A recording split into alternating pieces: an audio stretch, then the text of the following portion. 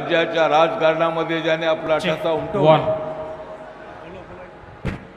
ते सुधीर भाऊ मुनगंटीवार, त्याचबरोबर गडचिरोली चिमूरचे भारतीय जनता पार्टीचे उमेदवार,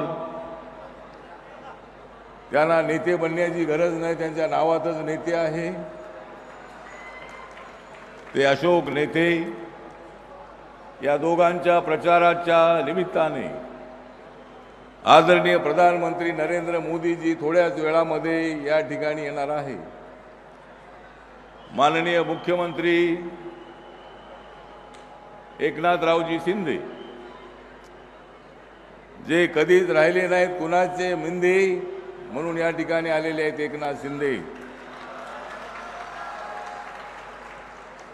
एकनाथ शिंदे धाडसी माणूस,